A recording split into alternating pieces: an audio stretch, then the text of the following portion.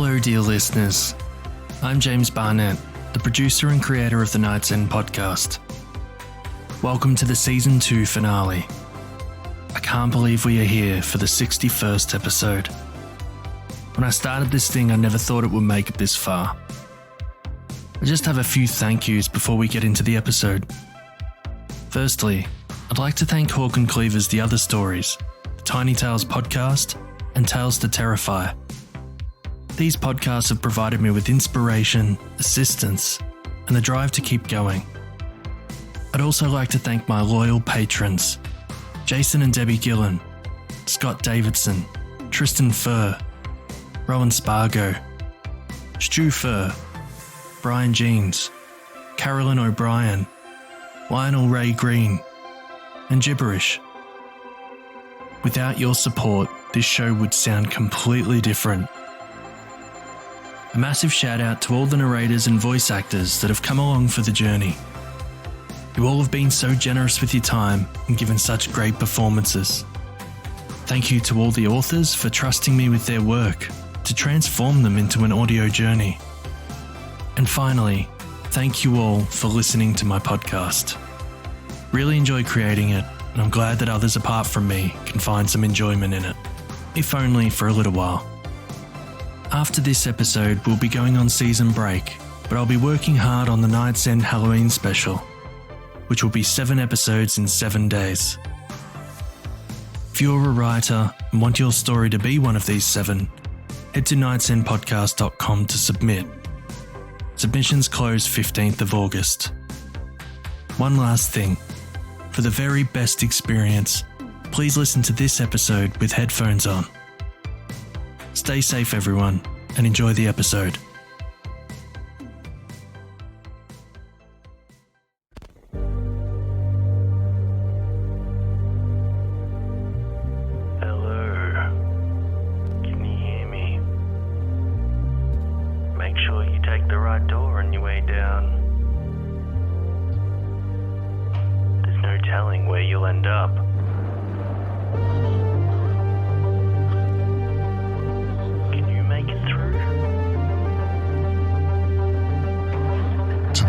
End.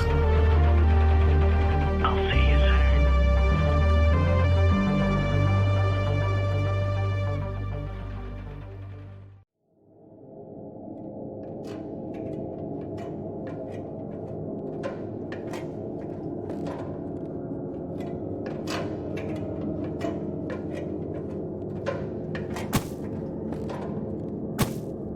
The climb down that well was long. The needle on the compass is spinning constantly. If that's not a sign we're in the right place, I don't know what is. We definitely need some light in here. That's better. What's that, friend? Yes, I can see the bones. I can't believe it. They're just laid out at the end of the cavern, on that platform.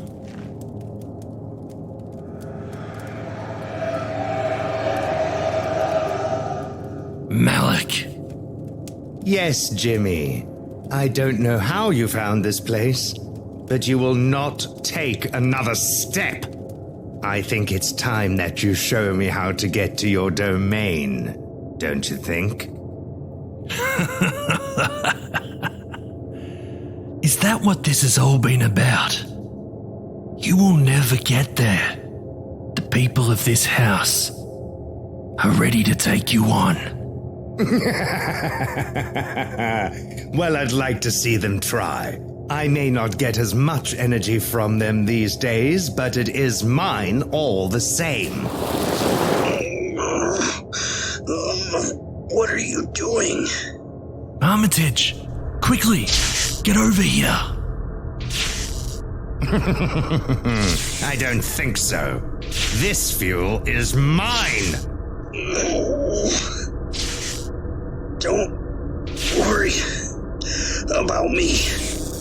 Just focus on the words and the Necronomicon. is the key. No! Nothing like a fresh spirit to get the powers going. Now!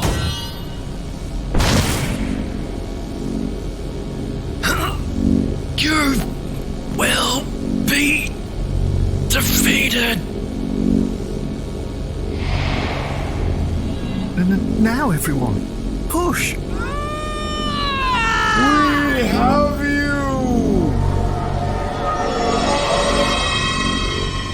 Master, what is happening? Mother, please come back to us. Don't fight against us. Anna? Allan? My love, please, help us. Malik, don't touch my family. We need more! It isn't enough! We're here! Let's take him down. It's still not enough!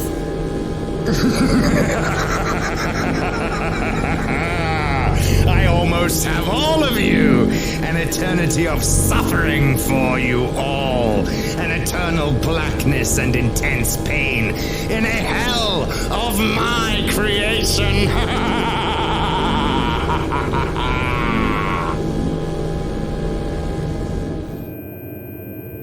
Friend! What are you doing? He has us!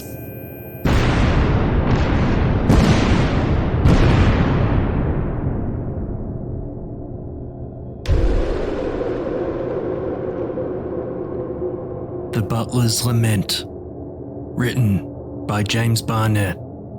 Narrated by Xander Schweig.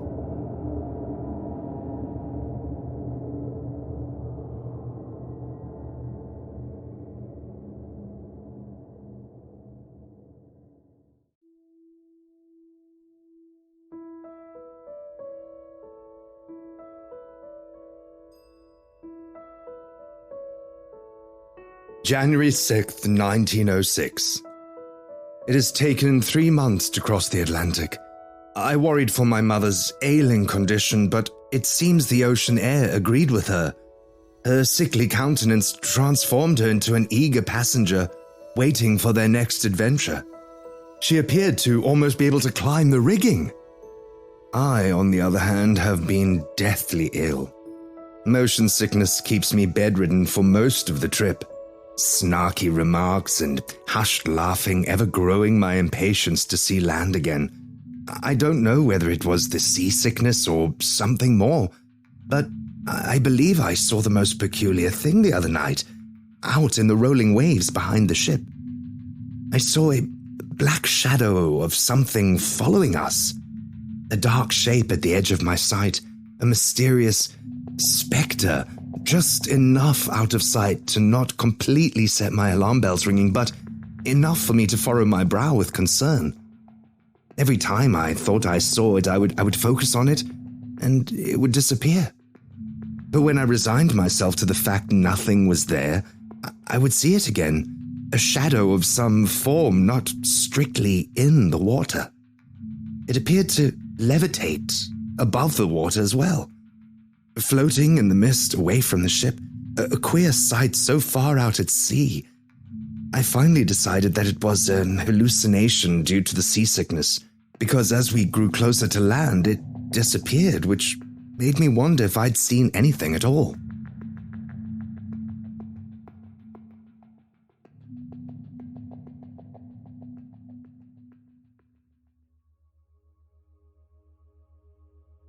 January 15th, 1906. I had an interview for a butler position at the Mortaine mansion today. Apparently, the previous butler had run off with a chambermaid.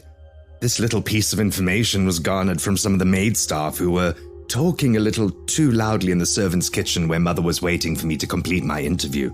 I do believe the interview went well with Mr. Allan Mortaine.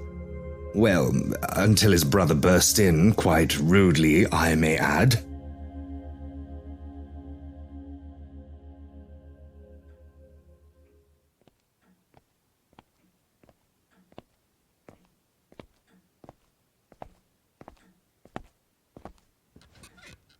You have quite the recommendations, Mr. Sweeney.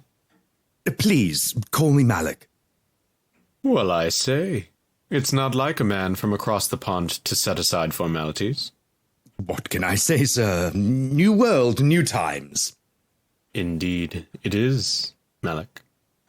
And please, call me Allan. Drink? I insist that the people who work for me here call me by my first name.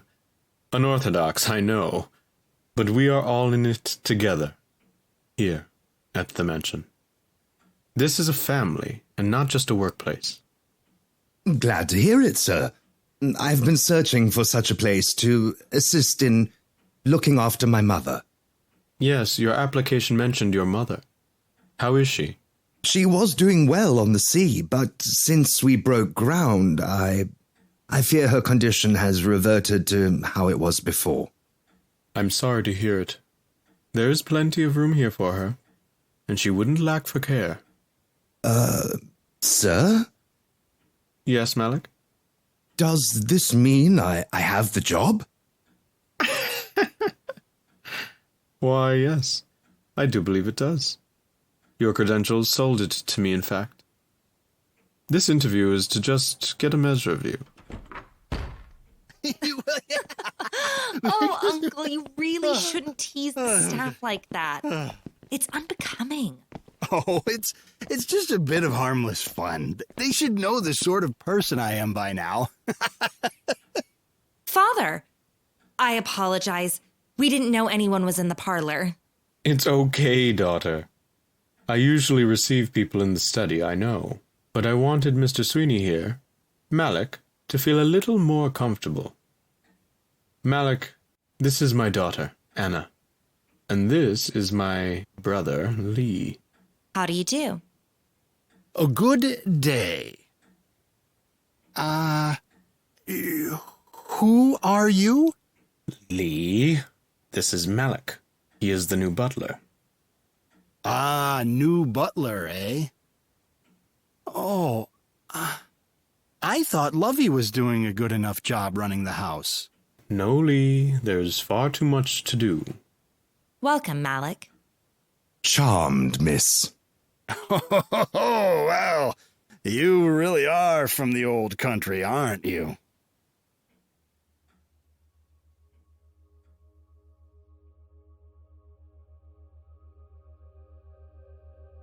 July 23rd, 1906.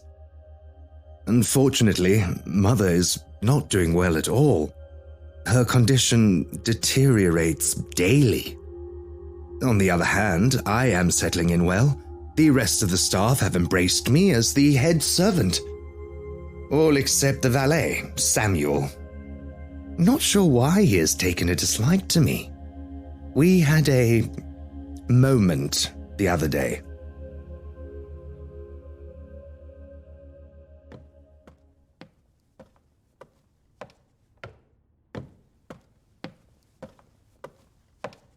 Mr. Linklater, please tell the chauffeur to have the automobile brought around by 3. The Mortaines have an engagement to attend. It's already around the front, sir. Very good. I remind you to watch your attitude, Mr. Linklater. The last thing we need is for the master of the house to observe your behavior. Oh, we don't have to worry about that. They never come down here to the servants' quarters. If it's all the same to you, please refrain. Very well. I have the mail here. May I take it to Mr. Mortaine? As it seems I must ask permission. Thank you. That will be all.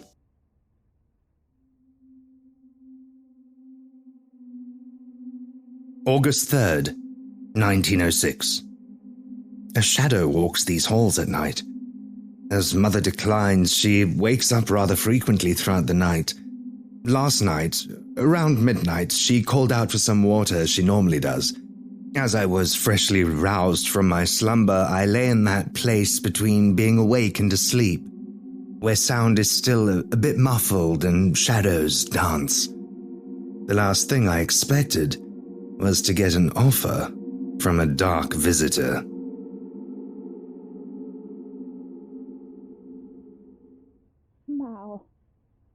Mao. Water. Ugh.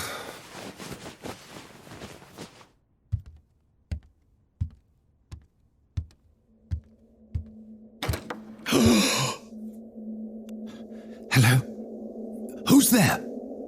Show yourself!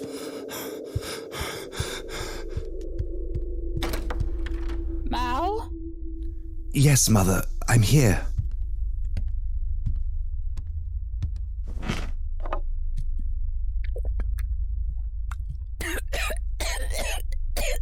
Careful, Mother. Don't drink too fast.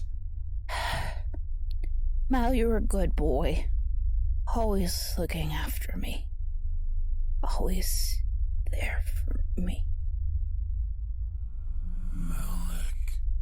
Who's there? One who would offer you help. Your mother will die this night if you do not do anything. Show yourself! You are not ready. How do you know Mother will die? I am the knower of all things. The witness in the dark. The power of which you can harness to save your mother. What are you? I am the dark, but I am also the light, for which to get that which you desire. Mother? Please, I'll do whatever you want. Tell me what to do.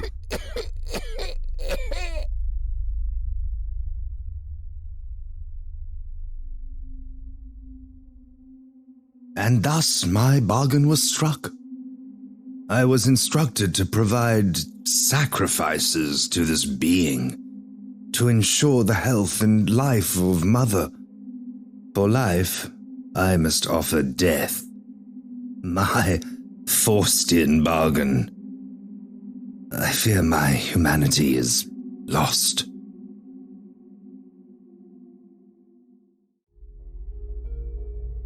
August 4th, 1906. All day I've been trying to decide who will be the first. Every time I think I'm not going to be able to do this, Mother has a choking spasm. My nerves are frayed beyond belief. My mind goes to the darkest places. Just earlier today I was polishing some silver and I had a waking dream of stuffing Samuel's mouth with a rag and wrapping my hands around his neck, choking the life out of him. And so on it goes, dark visions sent to me from the unknown. I believe the spectre is to blame. I've decided who it's going to be. I've decided the unwitting victim of my dark deed. A young footman named Tom. Blonde, young at heart, innocent to a fault. An orphan who arrived only a few months ago. If he disappears, people will just think he ran away. The time is now.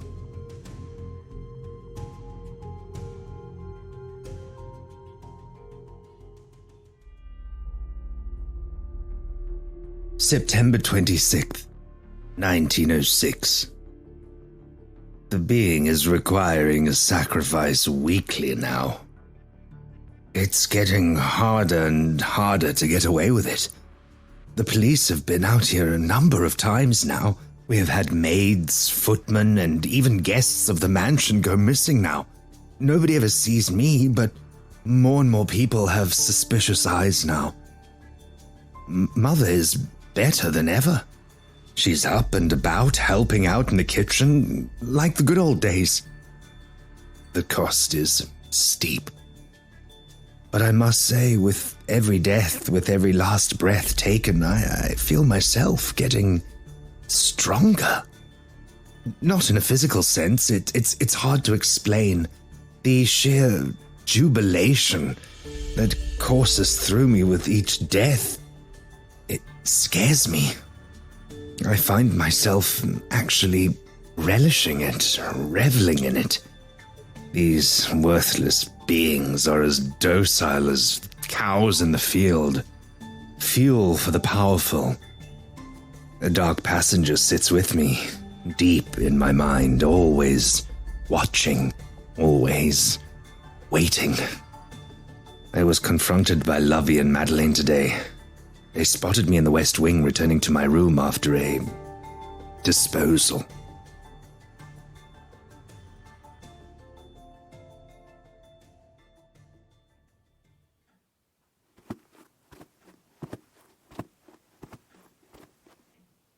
Malik, what are you doing out of bed so late, and in the West Wing?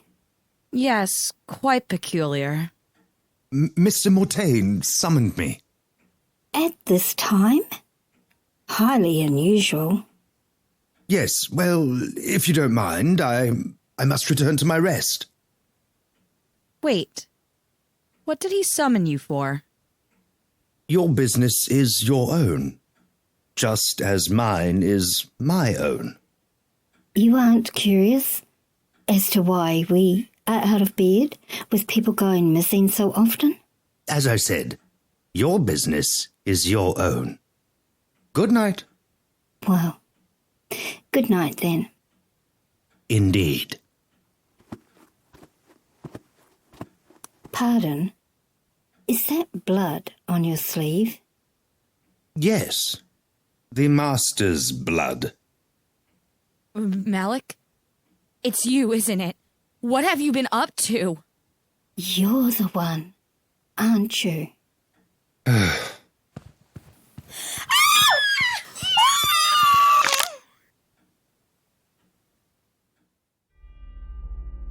October 31st, 1906. Over the past month, Allan has been providing the families of the people that have disappeared a place to mourn in the Mortaine cemetery. Small headstones erected for all of them. They number in the 50s now. I can't get enough. I'm not sure if I do it for Mother anymore, or whether it is just for me now. Either way, I cannot stop now. The stranger has asked for suffering now, and not just deaths.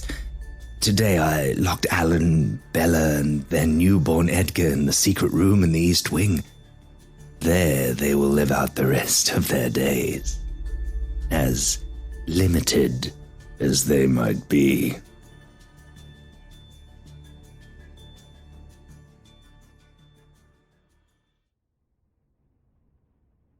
Malik, what is it you wish to show us? So much so it had to be a secret? You will see, sir. I really hope you like it. Well, whatever it is really very kind of you. We thank you for your gift. Don't thank me yet, Lady Mortaine. Oh, come now, Malik. You know better than that. Please, call me Belle. Okay, here we are. Why, this is just the games room. Yes, but with a small addition, please. After you. What is this? A secret room? There is a crib and a small bed in the corner. Why are there bedpans? I thank you for every opportunity you have afforded me, but I'm sorry. I must say goodbye. You're the one making these people disappear. Yes. And now, it's your turn. Please, don't do this, Malik. For the sake of Edgar. We just lost Anna, my sweet Anna. Was it you who poisoned her? How could you? And how could you make us believe she took her own life? I'm sorry. This is the end. You'll never get away with...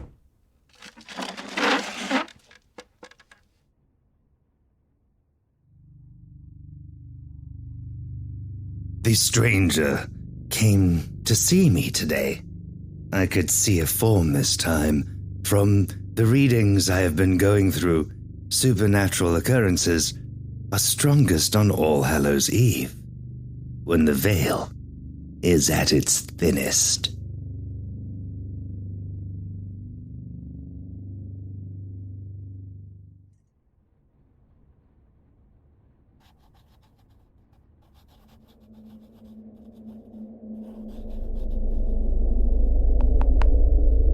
Oh, it's you. It is I. You have done well, Malik. Why can I see you, but not your face? The veil is at its thinnest tonight. I choose for you not to see my face. I am here to offer you more. I know you crave it. I know that the killing and suffering is not sating your desire as it once did. I cannot sleep anymore. I shake. I have pains. How can I make it stop? You must release yourself from your physical fall to find relief. I promise you will become more powerful than you have ever imagined. You mean kill myself? You will live forever. You will just be unburdening yourself from that meat sack that you call a body. What about Mother? As long as you keep sacrificing, she will remain amongst the living.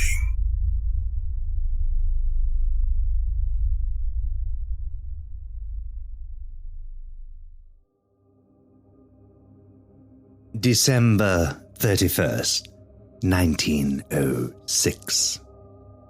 Since being in spirit form, my powers have grown exponentially.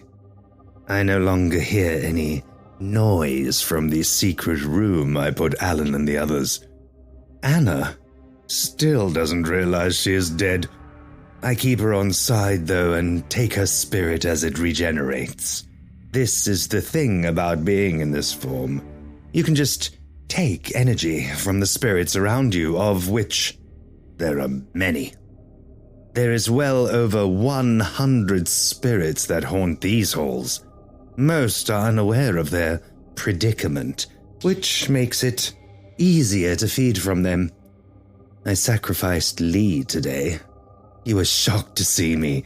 I had gone missing on All Hallows' Eve, so he wasn't expecting to see me.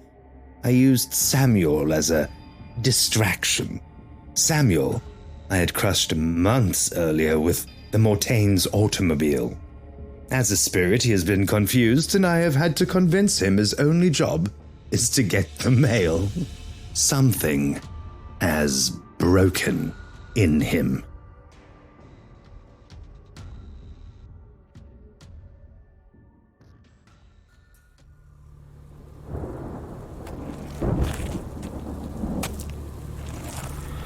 Got to get the letters. Correspondence for the masters. Samuel? What are you doing here? The letters speak the truth. But we buried you 3 months ago. This isn't possible. A pen to a page is the voice of truth. I don't understand what you are saying. What is wrong with you? Time to join the family. Malik! Ready. What have you done? What I must for my family. I don't understand. You don't need to understand. You just need to die. Oh.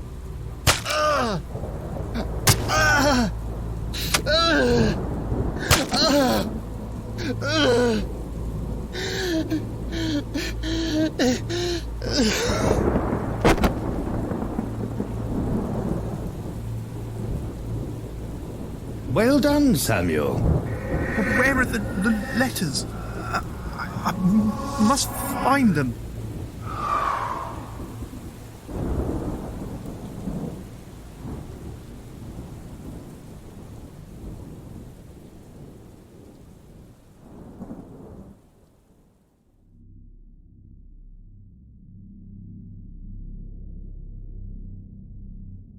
October 31st, 2006. As the years have gone by, it becomes increasingly difficult to find sacrifices for the stranger. Mother is starting to rot, and her mind has slipped. She lives in my room now and never leaves her rocking chair. I've thought about taking her life, but cannot bring myself to do it. Which is amusing in itself because of the amount of people I have dispatched over the last 100 years. Some visitors appeared today. The elevator, which has a mind of its own these days, has brought them here. From what I've observed, his name is Jimmy Horrors.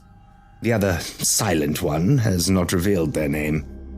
I will continue to observe them, but I sense strong energy from both of them.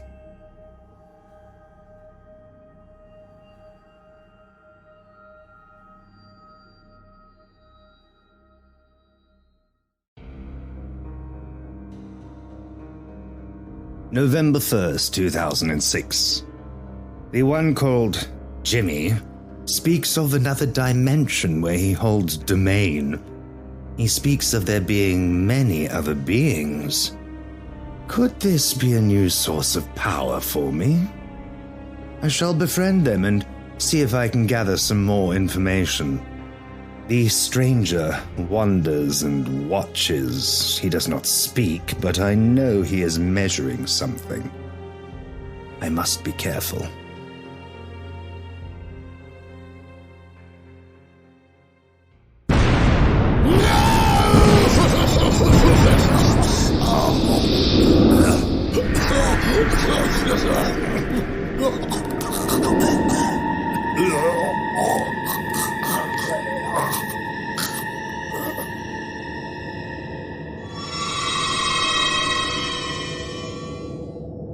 Did we do it?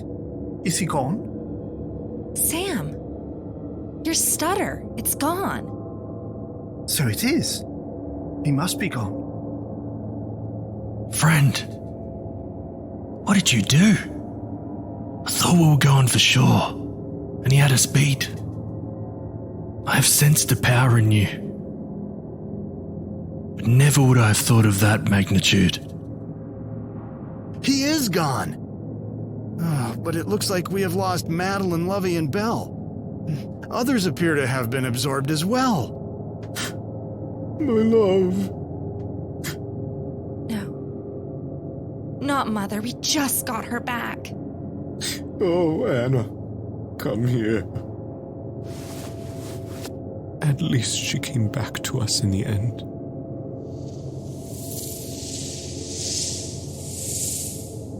Oh, hopefully all those lost are at rest. Oh, it's time to go. Can you feel it?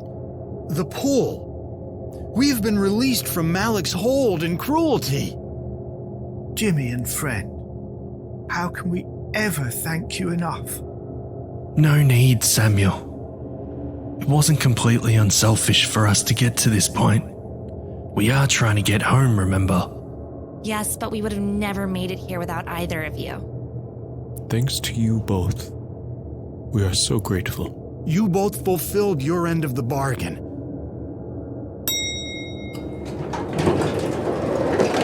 It seems your way home has arrived. Thank you. Goodbye, friends.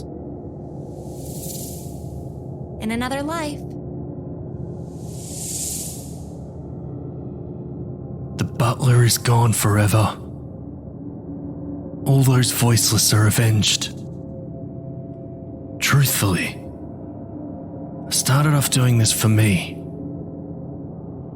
For us. Now I know I did it for them. Quickly, let's get in this elevator before it leaves us behind.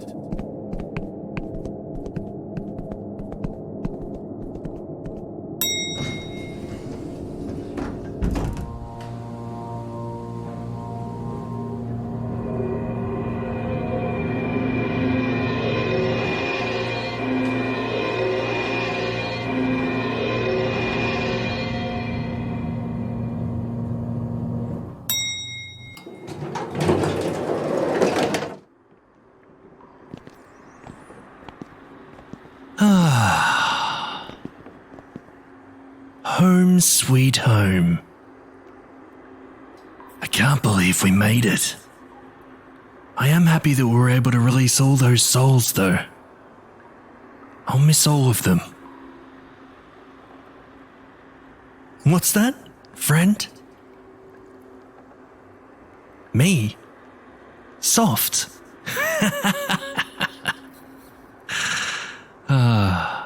You may be right. Nothing a little torturing won't fix. You know it's only the bad and evil that make it here in the caves, right? Well, thank you, friend. It's only through your help that we made it back here. Ah, my sweet Beatrice. She still lives. Okay, friend. I must leave you now. I must attend to my duties that have been left for so long. Thanks again. Come back soon, and we'll reminisce over a drink. Oh, Beatrice, I have missed you.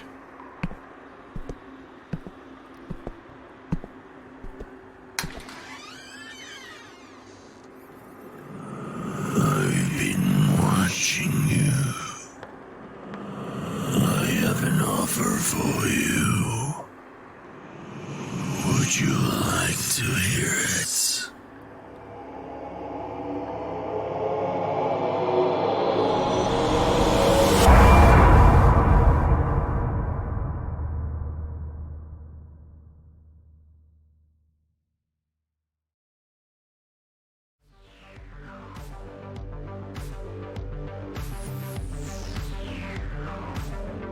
You've been listening to the Night's End podcast, which is a production of Dissonance Media. The Butler's Lament was written by James Barnett. For more from James, head to jamesbarnettauthor.com to check out more of his work. Alexis Sweeney and narration was performed by Xander Swag from the Xander and Stone podcast. Samuel Linklater was performed by Mike Ricard from the Stories of Strangeness podcast. Belle Mortaine was performed by Rebecca Struzyna, who is the host of her show, The West London Witch. Belle Mortaine was performed by Falconetti. Allan Mortaine was performed by David Martinez. Jimmy Horrors and the Stranger was performed by James Barnett. Belle Mortaine was performed by Alexis Whiteside. Lovey was performed by Marianne Coleman, who is the host of Walking the Shadowlands podcast. Madeline was performed by Maggie from the Ladies Fright podcast. Agnes Sweeney was performed by Victoria Irwin, who is the host of Texas Slang for Crazy podcast. Armitage was performed by Brandon Marsh from the Para Unity podcast. This episode was edited and produced by James Barnett. If you feel like supporting The Night's End other than listening, please consider leaving a rating and a review, as it helps us reach more listeners. If you want to support us further, why not head over to nightsendpodcast.com and purchase some merch from our shop. We've also got a clothing line called Stay Horrific, which you will find at stayhorrific.com. Stay safe, and we'll be back really soon. And as always, stay horrific, everyone.